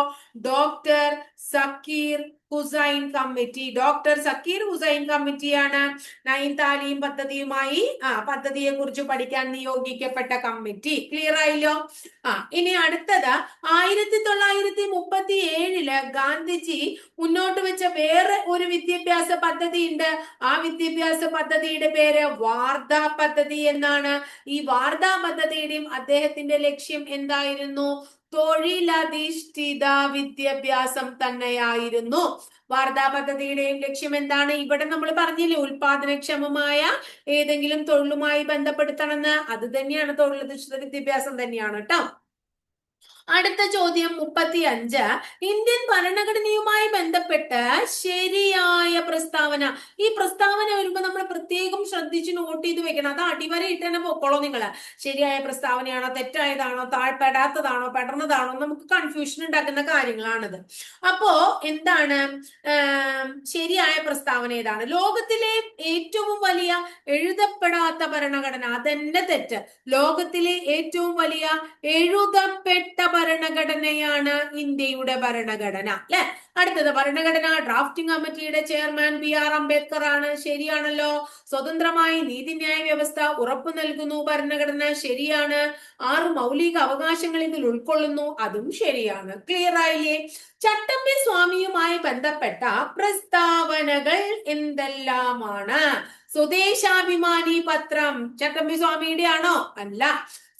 ചട്ടമ്പി സ്വാമിയുടെ യഥാർത്ഥ പേര് അയ്യപ്പൻ എന്നായിരുന്നു. ചട്ടമ്പി സ്വാമിയുമായി ബന്ധപ്പെട്ട പ്രസ്താവനകൾ ഏവ. ചട്ടമ്പി സ്വാമിയുമായി ബന്ധപ്പെട്ട പ്രസ്താവന അയ്യപ്പൻ. ശരിയാണ്. 2 ശരിയാണ്. വേദാധികാര നിരൂപണം, അതുപോലെ തന്നെ പ്രാചീന മലയാളം എന്നിവ അദ്ദേഹത്തിന്റെ പ്രധാന കൃതികളാണ്. ശരിയാണ്, അല്ലെ? അപ്പോ എന്താണ്? 2ഉം 3ഉമാണ് ശരി. തിരുവില്ലയിലെ ഇരവിപ്പോരൂരല്ല അദ്ദേഹം ജനിച്ചിട്ടുള്ളത്. അപ്പൊ ചട്ടമ്പി സ്വാമിയുടെ മായി ബന്ധപ്പെട്ടിട്ടുള്ളത് യഥാർത്ഥ പേര് അയ്യപ്പൻ, വേദാധികാര നിരൂപണം, പ്രാചീന മലയാളം എന്നിവ അദ്ദേഹത്തിന്റെ പ്രധാനപ്പെട്ട കൃതികളാണ് എന്നുള്ളത്. ഇന്ത്യയിൽ ചെമ്പിന്റെ പ്രധാന ഉൽപാദക സംസ്ഥാനങ്ങൾ ഏതാണ്? ജാർഖണ്ഡിലുണ്ട്, രാജസ്ഥാനിലുണ്ട്, മധ്യപ്രദേശിലുണ്ട്. അപ്പൊ ചെമ്പ് ജാർഖണ്ഡ്, രാജസ്ഥാൻ, മധ്യപ്രദേശ് ട്ടാ. ലോകത്തിലെ ഏറ്റവും കൂടുതൽ ചെമ്പ് എവിടെ ഉൽപ്പാദിപ്പിക്കണേ അറിയോ നിങ്ങൾക്ക്? ചിലിയിലാണ്. ലോകത്തിലെ ഏറ്റവും കൂടുതൽ ചെമ്പ് ഉൽപ്പാദിപ്പിക്കുന്നത് എവിടെയാണ്? ചിലിയിലാണ് ട്ടോ. ഇനി ചെമ്പ് ഖനനം ചെയ്യുന്നത് ജാർഖണ്ഡില് സിംഗ്ബം എന്ന് പറയുന്ന സ്ഥലമുണ്ട്. സിംഗ്ബം ജാർഖണ്ഡിലെ സിംഗ്ബത്ത് എന്തുണ്ട്? നമ്മുടെ ചെമ്പിന്റെ ഖനനം നടക്കുന്നുണ്ട്. അതുപോലെ മധ്യപ്രദേശിലെ എവിടെയാണ്? മലഞ്ച് ഖണ്ഡ് എന്ന് പറയുന്ന സ്ഥലത്ത്. അതൊന്ന് ഓർത്തു വെച്ചോളൂ. മലഞ്ച് ഖണ്ഡ് കേട്ടോ. മലഞ്ച് ഖണ്ഡ് എന്ന് പറയുന്ന സ്ഥലത്ത്. അതുപോലെ തന്നെ രാജസ്ഥാനിലെ ജുൻജുൻ എന്ന് പറയുന്ന സ്ഥലത്ത്. അൽവാർ, ഇതൊക്കെ ജില്ലകളുടെ പേരാട്ടോ. ജുൻജുൻ, അൽവാർ, ഇവിടെയൊക്കെ എന്തുണ്ട്? നമ്മുടെ ചെമ്പിന്റെ പ്രധാനപ്പെട്ട ഖനന മേഖലകളാണെന്ന് ഓർത്തു വയ്ക്കും. ഇനി മൺപാത്ര നിർമ്മാണം ഏത് മേഖലയിലാ പെടണേ എന്നാ ചോദിക്കണേ. ഏറ്റവും കൂടുതൽ ഒരു കാര്യം കൂടെ ചോദിച്ചോട്ടെ ഞാൻ. ഏറ്റവും കൂടുതൽ ചെമ്പ് ഉൽപ്പാദിപ്പിക്കുന്ന എവിടെയാന്ന് ചോദിച്ചാൽ നമ്മള് മധ്യപ്രദേശിലെ പറയും. ഏറ്റവും ലേറ്റസ്റ്റ് കണക്ക് പ്രകാരം കൂടുതൽ ചെമ്പ് മധ്യപ്രദേശിലാണ്. 2ാം സ്ഥാനം രാജസ്ഥാനാണ്. 2ാം സ്ഥാനം ആർക്കാണ്? രാജസ്ഥാനാണ് എന്ന് മനസ്സിലാക്കിക്കോളൂട്ടോ. ഇനി ഇന്ത്യയിലെ പ്രധാനപ്പെട്ട ചെമ്പ് ഖനി ഏതാണെന്നൊന്ന് പറയോ നിങ്ങള്? G3 ചെമ്പ് ഖനി. വളരെ പ്രധാനപ്പെട്ട ചെമ്പ് ഖനിയാണ് G3 ചെമ്പ് ഖനി, അല്ലെ? പ്രധാനപ്പെട്ട ഒരു ചെമ്പിന്ത്യയിലെ ഏറ്റവും വലിയ ചെമ്പ് ഖനിയാണ്, ഏറ്റവും പ്രധാനപ്പെട്ട ചെമ്പ് ഖനിയാണ് G3 ചെമ്പ് ഖനി. അടുത്ത് നോക്കാം, മൺപാത്ര നിർമ്മാണം ഏത് സാമ്പത്തിക മേഖലയിൽ പെടുന്നു? മൺപാത്ര നിർമ്മാണം ദ്വിതീയ മേഖലയിൽ പെടുന്നു. മൺപാത്ര നിർമ്മാണം ഏതിലാ പെടുക? ദ്വിതീയ മേഖല. അടുത്ത, പ്രത്യേക സാമ്പത്തിക മേഖലയെ സംബന്ധിച്ച് ശരിയായത് തെരഞ്ഞെടുക്കുക. പ്രത്യേക സാമ്പത്തിക മേഖല എന്ന ആശയം എന്താണ്? എവിടെ നിന്ന് പകർത്തിയതാണ്? ചൈനയിൽ നിന്ന് പകർത്തിയതാണ്. അത് ശരിയാണ് കേട്ടോ. അതുപോലെ തന്നെ ഇത് വിദേശ നിക്ഷേപം ആകർഷിക്കാൻ ലക്ഷ്യം വെച്ചിട്ടുള്ളതാണ്. അതും ശരിയാണ്. 3 വർഷ പ്രാരംഭ കാലയളവിൽ ഈ മേഖലയിൽ നികുതി അടയ്ക്കേണ്ടതില്ല. അത് ശരിയല്ല. അപ്പൊ 1ഉം 2ഉം മാത്രം ശരിയാണ് കേട്ടോ. പ്രത്യേക സാമ്പത്തിക മേഖലയെ സംബന്ധിച്ച് ശരിയായത് ഇത് ചൈനയിൽ നിന്നും ഈ ആശയം രൂപം കൊണ്ടു. അതുപോലെ തന്നെ വിദേശ നിക്ഷേപം ആകർഷിക്കാൻ ലക്ഷ്യം വെച്ചിട്ടുള്ളതാണ്. അടുത്ത ചോദ്യം 40ാമത്തെ ചോദ്യം എന്താ? ശരിയല്ലാത്തത് ഏത് എന്നാണ്. എന്താണ് ശരിയല്ലാത്തത് എന്ന് ആണ് ചോദിക്കുന്നത്. അപ്പോ നിങ്ങള് 1935 റിസർവ് ബാങ്ക് ഓഫ് ഇന്ത്യ നിലവിൽ വന്നു. അത് ശരിയാണ്. എവിടെയാണ്, എന്നാണ് റിസർവ് ബാങ്ക് ഓഫ് ഇന്ത്യ നിലവിൽ വന്നത്? 1935 1935 എല്ലാവർക്കും അറിയുന്ന കാര്യമാണ് അല്ലെ. 1982 എന്ത് നിലവിൽ വന്നു? നബാർഡ് നിലവിൽ വന്നു. 1982 നബാർഡ് നിലവിൽ വന്നു. അതും ശരിയാണ്. 1955 സ്റ്റേറ്റ് ബാങ്ക് ഓഫ് ഇന്ത്യ നിലവിൽ വന്നു. 55 സ്റ്റേറ്റ് ബാങ്ക് ഓഫ് ഇന്ത്യ നിലവിൽ വന്നു. അപ്പൊ ഇത്രയും നേരം ടീച്ചർ ഓരോരോ കാര്യങ്ങൾ നിങ്ങൾക്ക് പറഞ്ഞു തന്നുകൊണ്ടിരുന്നു. അപ്പൊ അടുത്തത് RRB തെറ്റാണെന്ന് ടീച്ചർ പറയുന്നു. അപ്പൊ നിങ്ങൾ പറയണം എന്നാണ് റീജിയണൽ റൂറൽ ബാങ്കുകൾ ഇന്ത്യയിൽ നിലവിൽ വന്നു. ഒന്ന് പറഞ്ഞോട്ടോ മക്കളെ. അപ്പൊ ശരിയല്ലാത്തത് ഏതാന്ന് കിട്ടിയില്ലേ? അടുത്ത്, സർക്കാർ നിയന്ത്രണങ്ങളെ പൂർണ്ണമായും നിരാകരിക്കുന്ന പുത്തൻ സാമ്പത്തിക നയങ്ങളെ പറയുന്ന പേര് എന്താണ്? നിയോ ലിബറലൈസേഷൻ, നവ ഉദാരവൽക്കരണം. സർക്കാർ നിയന്ത്രണങ്ങളെ പൂർണ്ണമായും നിരാകരിക്കുന്ന പുത്തൻ സാമ്പത്തിക നയങ്ങളെ നമ്മൾ വിളിക്കുന്നു നിയോ ലിബറലൈസേഷൻ അഥവാ നവ ഉദാരവൽക്കരണം. ക്ലിയർ ആയോ? നവകമ്പോളവൽക്കരണത്തിന്റെ ആവിർഭാവത്തിന് ഇടയാക്കിയ ഒരു ആശയം കൂടിയാണ് നവ ഉദാരവൽക്കരണം എന്ന് മനസ്സിലാക്കാം. ഈ ക്ലിയർ ആയില്ലേ? നിയോ ലിബറലൈസേഷൻ എന്ന് പറഞ്ഞാൽ സർക്കാർ നിയന്ത്രണങ്ങളെ സമ്പൂർണമായും നിരാകരിക്കുന്ന പുത്തൻ സാമ്പത്തിക നയത്തിന്റെ പേരാണ്. ശരിക്കും പുത്തൻ സാമ്പത്തിക നയങ്ങളെ നമുക്ക് സുസ്ഥിരമാക്കൽ നടപടികള്, ഘടനാപരമായിട്ടുള്ള നടപടികള്, അങ്ങനെയൊക്കെ പലതായിട്ട് തടംതിരിക്കും. ഇത്രയും ഡീറ്റെയിൽഡ് ആയിട്ട് സാധാരണ രീതിയിൽ ആദ്യമായിട്ടാണ്, ഇങ്ങനെ ചോദിക്കാറില്ല ഈ സുസ്ഥിരമായതും ഇതൊന്നും. ഇത് സർക്കാർ നിയമങ്ങൾ നവ ഉദാരവൽക്കരണം എന്ന് പറയുന്നത് പുതിയ ടേം ആയതുകൊണ്ട് ചോദിക്കണമെന്ന് മാത്രമേ ഉള്ളൂ. അതിന്റെയും ഉള്ളിലോട്ട് കടന്നിട്ടുള്ള ചോദ്യങ്ങളൊന്നും ഇല്ല. ഘടനാപരമായിട്ടുള്ള പരിഷ്കരണ നയങ്ങൾക്ക് അനുസൃതമായി ഗവൺമെന്റ് തുടങ്ങി വെച്ച പുത്തൻ സാമ്പത്തിക നയങ്ങളാണ് ഏതൊക്കെ? ലിബറലൈസേഷനും പ്രൈവറ്റൈസേഷനും ഗ്ലോബലൈസേഷനും. അത് കേട്ടിട്ടില്ലേ? അതായത് നമുക്ക് സാധാരണ രീതിയിൽ എന്താ പറയുന്നത്, നാടോടുമ്പോ നടുവേ ഓടുക എന്ന് പറഞ്ഞ പോലെ ഘടനാപരമായിട്ട് പരിഷ്കരണ നയങ്ങൾക്ക് അനുസരണമായി നമ്മുടെ ഗവൺമെന്റ് തുടങ്ങി വെച്ച പുത്തൻ സാമ്പത്തിക നയങ്ങളെ നമ്മൾ ചുരുക്കി ഇങ്ങനെ പറയും LPG. Liberalisation, privatisation, globalisation. Liberalisation എന്ന് പറഞ്ഞാൽ ഉദാരവൽക്കരണം, പ്രൈവറ്റൈസേഷൻ എന്ന് പറഞ്ഞാൽ സ്വകാര്യവൽക്കരണം, ഗ്ലോബലൈസേഷൻ എന്ന് പറഞ്ഞാൽ ആഗോളവൽക്കരണം. അതില് നവ ഉദാരവൽക്കരണം എന്ന് പറഞ്ഞാൽ എന്താ ഉദ്ദേശിക്കണേ? സർക്കാർ നിയന്ത്രണങ്ങളെ സമ്പൂർണമായും നിരാകരിക്കുന്ന പുത്തൻ സാമ്പത്തിക നയമാണ് നവ ഉദാരവൽക്കരണം എന്നതുകൊണ്ട് ഉദ്ദേശിക്കുന്നത് എന്ന് മനസ്സിലാക്കി വെച്ചോളൂട്ടോ. ക്ലിയർ ആയോ? അടുത്ത ചോദ്യം എന്താണ്? അടുത്ത ചോദ്യം ആരാണ്? നീതി ആയോഗിന്റെ ഇപ്പോഴത്തെ വൈസ് ചെയർമാൻ ആരാണ്?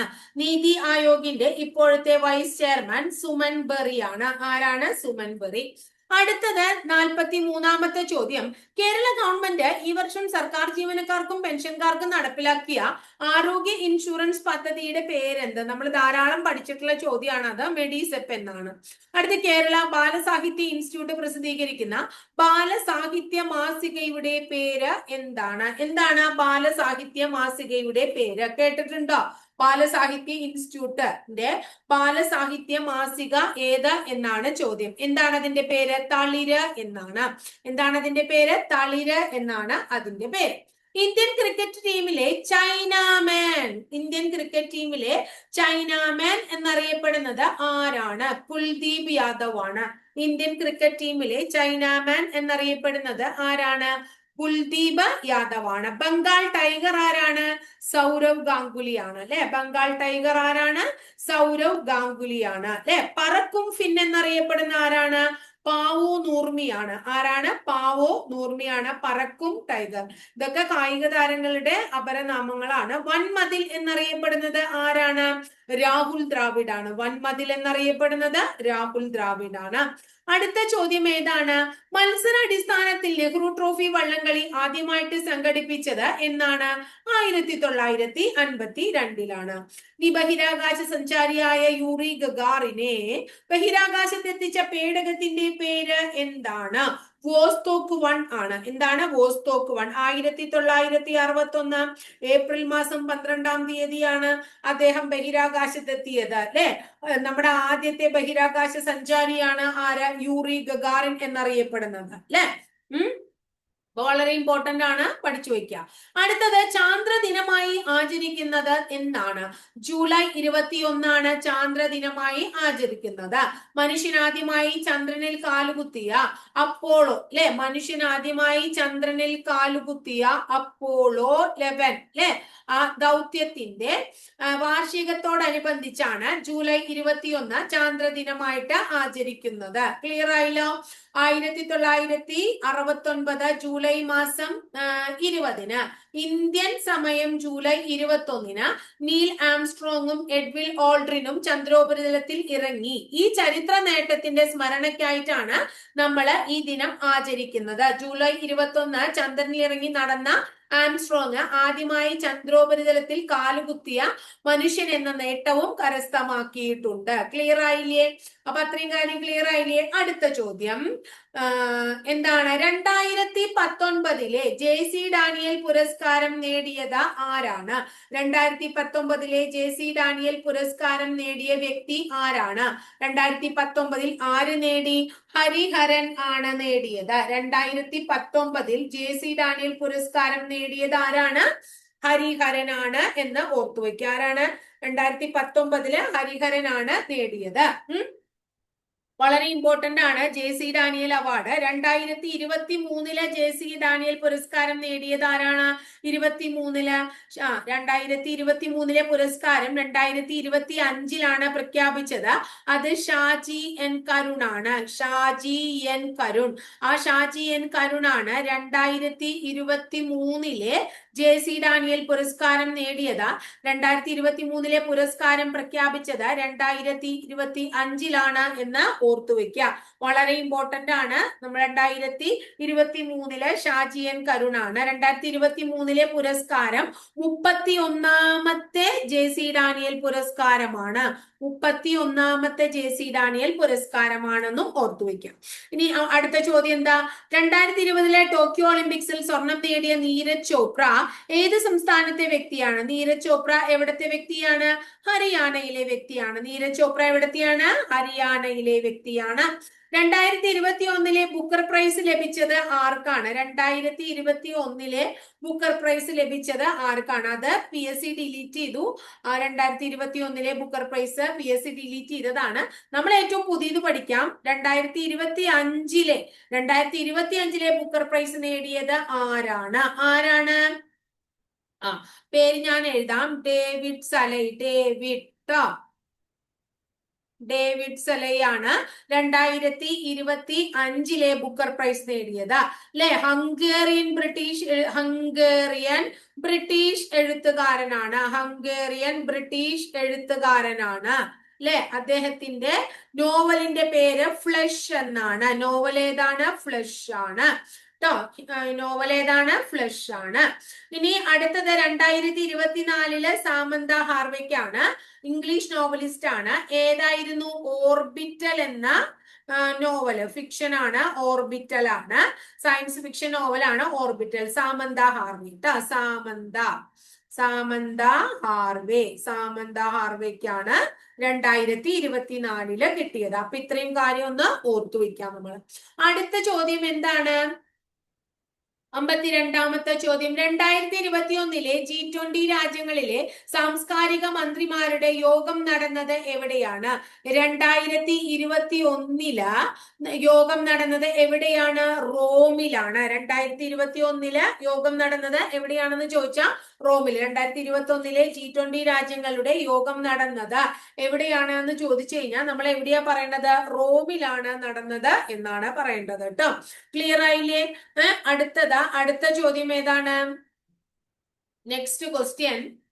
ദഹിച്ച ആഹാര പദാർത്ഥങ്ങളിൽ നിന്നുള്ള പോഷകഘടകങ്ങൾ രക്തത്തിലേക്ക് ആഗിരണം ചെയ്യുന്ന ദഹന വ്യവസ്ഥയുടെ ഭാഗം ഏതാണ്? ചെറുകുടലാണ്. ജീവകം എയുടെ അപര്യാപ്തത മൂലമുണ്ടാകുന്ന രോഗം ഏതാണ്? നിശാന്തതയാണ്. സങ്കര ഇനം തക്കാളി ഏതാണ്? മുക്തിയാണ്. സങ്കര ഇനം തക്കാളി മുക്തിയാണ്. ഇനി കേരളത്തിലെ ആദ്യത്തെ ഇക്കോ ടൂറിസം പ്രോജക്റ്റ് ഏതാണ്? കേരളത്തിലെ ആദ്യത്തെ ഇക്കോ ടൂറിസം പ്രോജക്റ്റ് തെന്മലയാണ്. ഇന്ത്യയിലെ ആദ്യത്തെ ഇക്കോ ടൂറിസം പ്രോജക്റ്റും തെന്മല തന്നെയാണ്. കേരളത്തിലെ ആദ്യത്തെ ബട്ടർഫ്ലൈ സഫാരി പാർക്കും തെന്മലയാണ്. ക്ലിയർ ആയില്ലേ? ഇനി അടുത്തത് പ്രകാശ സംശ്ലേഷണത്തിനായി സസ്യങ്ങൾ പ്രയോജനപ്പെടുത്തുന്നത് ഏത് വാതകമാണ്? കാർബൺ ഡയോക്സൈഡ് ആണ്. ഇന്ത്യ നിർമ്മിച്ച കോവിഡ് വാക്സിൻ ഏതാണ്? ഇന്ത്യ ഏത് കോവിഡ് വാക്സിൻ ആണ് നിർമ്മിച്ചത്? 58ാമത്തത് കോവാക്സിൻ. നിപ്പ രോഗത്തിന് കാരണമായിട്ടുള്ള ജീവി ഏതാണ്? വൈറസ് ആണ്. മാധ്യമത്തിന്റെ സഹായമില്ലാതെ താപം പ്രേഷണം ചെയ്യുന്ന രീതിക്ക് എന്ത് വിളിക്കുന്നു? വികിരണം എന്ന് വിളിക്കുന്നു. എന്ത് വിളിക്കുന്നു? വികിരണം എന്ന് വിളിക്കുന്നു. 2 സമതല ദർപ്പണങ്ങളുടെ ഒരു ജോഡി അരികുകൾ ചുവടെ കൊടുത്തിരിക്കുന്നു. ഏത് കോണളവിൽ ക്രമീകരിക്കുമ്പോഴാണ് ഏറ്റവും കൂടുതൽ പ്രതിബിംബം ലഭിക്കുന്നത് എന്ന് ചോദിച്ചു കഴിഞ്ഞാൽ 30 ഡിഗ്രിയാണ് ഉത്തരം പറയാ. നേർപ്പിച്ച ഹൈഡ്രോക്ലോറിക് ആസിഡ് സിങ്കുമായി പ്രവർത്തിക്കുമ്പോൾ ലഭിക്കുന്ന വാതകം ഏതാണ്? ഹൈഡ്രജൻ ആണ്. ദ്രാവകത്തിൽ ഒരു വസ്തുവിന്റെ ഭാരനഷ്ടവും അത് ആദേശം ചെയ്യുന്ന ദ്രവത്തിന്റെ ഭാരവും തുല്യമാണ്. പ്രശസ്തമായിട്ടുള്ള ഈ തത്വം ആരുടേതാണ് എന്നാണ് ചോദ്യം. ഈ തത്വം നമ്മൾ ഇതൊക്കെ പഠിച്ചിട്ടുള്ളതാണ്. ആർക്കമിഡീസിന്റെ തത്വമാണ്. ആരുടെ തത്വമാണ്? ആർക്കമിഡീസിന്റെ തത്വമാണ്. അടുത്തത് ഐസുരുകി ജലമാകുമ്പോൾ അതിന്റെ വ്യാപ്തത്തിന് എന്താണ് സംഭവിക്കുന്നത്? വ്യാപ്തം കുറയുന്നു. ബഹിരാകാശ ടൂറിസം ലക്ഷ്യമിട്ട് ജെഫ് ബെസോസ് ആരംഭിച്ച ബ്ലൂ ഒറിജിന്റെ ആദ്യ ബഹിരാകാശ യാത്രികയിലെ യാത്രികനാണ് ആര്? ആദ്യത്തെ ബഹിരാകാശ യാത്രികയിലെ യാത്രികൻ ആര് എന്നാണ് ചോദിച്ചത്. ജെഫ് ബെസോസ് തന്നെയാണ്. അടുത്ത ചോദ്യം ഇതാണ്. അപ്പോളോ 2 ചാന്ദ്ര ദൗത്യത്തിലെ കമാൻഡ് മൊഡ്യൂളിന്റെ പൈലറ്റ് ആയിരുന്ന വ്യക്തി 2021 ഏപ്രിൽ 21 അന്തരിച്ചു. അദ്ദേഹത്തിന്റെ പേര് എന്താണ്? മൈക്കിൾ കൊള്ളിൻസ് എന്നാണ്. എന്താണ് അദ്ദേഹത്തിന്റെ പേര്? മൈക്കിൾ കൊള്ളിൻസ്. നീൽ ആംസ്ട്രോങ്ങും എഡ്വിൻ ആൾഡ്രിനുമാണ് ചന്ദ്രനിൽ ഇറങ്ങിയ ആദ്യത്തെ വ്യക്തി. ആംസ്ട്രോങ്ങും ആൾഡ്രിനും ചന്ദ്രോപരിതലത്തിൽ ഇറങ്ങിയപ്പോൾ മാതൃപേടകമായ കൊളംബിയയെ നിയന്ത്രിച്ചിരുന്ന വ്യക്തിയാണ് ആര്? മൈക്കിൾ കൊള്ളിൻസ് എന്ന് വിളിക്കുന്ന വ്യക്തി. ക്ലിയർ ആയില്ലേ? അടുത്തത് ബാക്ക് ടു ബേസിക്സ് ഏത് രോഗവുമായി ബന്ധപ്പെട്ടതാണ്? ബാക്ക് ടു ബേസിക്സ് കൊറോണ വൈറസുമായി ബന്ധപ്പെട്ടതാണ്. എന്താണ്? കൊറോണ. നിലവിലെ കേരള ആരോഗ്യമന്ത്രി ആരാണ്? നിലവിലെ കേരള ആരോഗ്യമന്ത്രി വീണ ജോർജ് ആണ്. പക്ഷിപ്പനിക്ക് കാരണമായത് ഏതാണ്? പക്ഷിപ്പനിക്ക് കാരണമായത് വൈറസ് ആണ്. ലോക ജനസംഖ്യാ ദിനം എന്നാണ്? ജൂലൈ 11 ആണ്. ലോകാരോഗ്യ സംഘടനയുടെ ആസ്ഥാനം എവിടെയാണ്? ജനീവയാണ്. ഓങ്കോളജി എന്തിനെ കുറിച്ചുള്ള പഠനമാണ്? ക്യാൻസറിനെ കുറിച്ചുള്ള പഠനമാണ്. അടുത്ത ചോദ്യം, DTP വാക്സിൻ കുത്തിവെക്കുന്നത് ഏത് അസുഖം പ്രതിരോധിക്കുന്നതിന് വേണ്ടിയിട്ടാണ്? വില്ലൻ ചുമ. സിക്ക വൈറസ് ബാധയ്ക്ക് കാരണമായ കൊതുക് ഇനം ഏതാണ്? ഈഡിസ് ഈജിപ്തിയാണ്. ഏതാണ്? ഈഡിസ് ആണ്. അടുത്തത് സംയോജിത ശിശു വികസന പദ്ധതി അഥവാ ICDS നിലവിൽ വന്നത് എന്നാണ്? 1975 ആണ്. ICDS സേവനം നമ്മൾ പ്രൊവൈഡ് ചെയ്യുന്നത് അംഗൻവാടികളിലൂടെയാണ് എന്ന് ഓർത്തു വെക്കുക. ICDS പദ്ധതി പ്രകാരം അംഗൻവാടി കെട്ടിടം മറ്റ് സാമ്പത്തിക സൗകര്യമൊക്കെ ലഭ്യമാക്കുന്നതിന് സാമ്പത്തിക സഹായം നൽകുന്നത് ആരാണ്? വേൾഡ് ബാങ്ക് ആണ്. ICDSന് നേതൃത്വം നൽകുന്നത് വനിതാ ശിശുക്ഷേമ മന്ത്രാലയമാണ് എന്നും കൂടെ ഓർക്കണം. അടുത്ത ചോദ്യം, ദേശീയ ആരോഗ്യ ദൗത്യത്തിന്റെ ഭാഗമായി എത്ര ജനസംഖ്യക്കാണ് ഒരു ആശ? 1000 പേർക്ക് ഒരു ആശ എന്നാണ് കണക്ക്. 1000 പേർക്ക് ഒരു ASHA. Accredited social health activist accredited social health activist. JSYയുടെ കീഴിൽ വരുന്ന സ്ത്രീകൾക്ക് ഗവൺമെന്റിന്റെ സേവനങ്ങൾ എത്തിക്കുന്നതാണ് ആശാ പ്രവർത്തകരുടെ മെയിൻ ആയിട്ടുള്ള ജോലി. ഇനി അടുത്തത് ORT ഏത് അസുഖത്തിന് നൽകുന്ന പ്രതിരോധമാണ്? വയറിളക്ക രോഗങ്ങൾക്കാണ് ഓറൽ റീഹൈഡ്രേഷൻ തെറാപ്പി നൽകുന്നത്. വയറിളക്കത്തിന് നൽകുന്ന ഏറ്റവും ലളിതമായിട്ടുള്ള ചികിത്സയാണ് ORT. എന്നാൽ ORS ലായനിയിലെ ഘടകങ്ങൾ ഏതാണെന്ന് ചോദിക്കാൻ നമ്മളോട് glucose, sodium chloride, sodium citrate, potassium chloride. Glucose, sodium chloride, sodium citrate, potassium chloride. ഈ ORS ആരാണ് വികസിപ്പിച്ചത് എന്നും കൂടി ഓർത്തു വെക്കുക. ORS വികസിപ്പിച്ചത് ദിലീപ് മെഹലനോബിസ് ആണ്. ദിലീപ് മെഹലനോബിസ് ആണ്. ദിലീപ് മെഹലനോബിസ് ദിലീപ് മെഹലനോബിസ് ആണ് ORS വികസിപ്പിച്ചത് എന്ന് ഓർത്തു വെക്കാം. അടുത്ത ചോദ്യം, സിറം ഇൻസ്റ്റിറ്റ്യൂട്ട് ഓഫ് ഇന്ത്യയുടെ ആസ്ഥാനം എവിടെയാണ്? പൂനെയാണ്. അടുത്തത്, മെലിഞ്ഞ രോഗം സ്ലിം ഡിസീസ് എന്ന് വിളിക്കുന്നത് ഏതിനെയാണ്? എയ്ഡ്സിനെയാണ്. അടുത്തത്, ജീവിതശൈലി രോഗനിയന്ത്രണ പദ്ധതി ഇന്ത്യയിൽ ആരംഭിച്ചത് എന്നാണ്? 2010. ജീവിതശൈലി രോഗനിയന്ത്രണ പദ്ധതി ഇന്ത്യയിൽ ആരംഭിച്ചത് 2010 അപ്പൊ 80 ക്വസ്റ്റ്യൻസ് ആണ് നമ്മുടെ GK അതിൽ കറണ്ട് അഫയേഴ്സും സയൻസും സോഷ്യലും എല്ലാം പെടും. എപ്പോ 80 ക്ലിയർ ആയില്ലേ മക്കളെ? നമ്മൾ കുറെ എണ്ണത്തിനൊക്കെ അനുബന്ധ വസ്തുതകൾ പഠിച്ചു. കുറെ നമ്മള് എന്താ പറയാ മുമ്പ് പറഞ്ഞിട്ടുള്ളതായതുകൊണ്ട് ടീച്ചർ റിപ്പീറ്റ് ചെയ്യാത്തതാണ് കേട്ടോ. അപ്പൊ ഇത്രയേ ഉള്ളൂ ഇന്നത്തെ ക്ലാസ്. ടീച്ചറെ ക്ലാസ് ഇഷ്ടപ്പെടാച്ച ഒന്ന് ലൈക്ക് ചെയ്യണം കേട്ടോ. ഇഷ്ടപ്പെട്ട ക്ലാസ്സുകൾ കൂട്ടുകാരിലേക്ക് ഷെയർ ചെയ്യൂ. ആദ്യമായിട്ട് ചാനൽ കാണുന്നവർ ഒന്ന് സബ്സ്ക്രൈബ് ചെയ്യുക. അതോടൊപ്പം ബെല്ലൈക്കൺ കൂടി ഒന്ന് എനേബിൾ ചെയ്താൽ ടീച്ചർ ഓരോ ദിവസം അപ്ലോഡ് ചെയ്യുന്ന വീഡിയോസ് കൃത്യമായിട്ട് നോട്ടിഫിക്കേഷൻ ആയിട്ട് ലഭിക്കുകയും ചെയ്യും കേട്ടോ.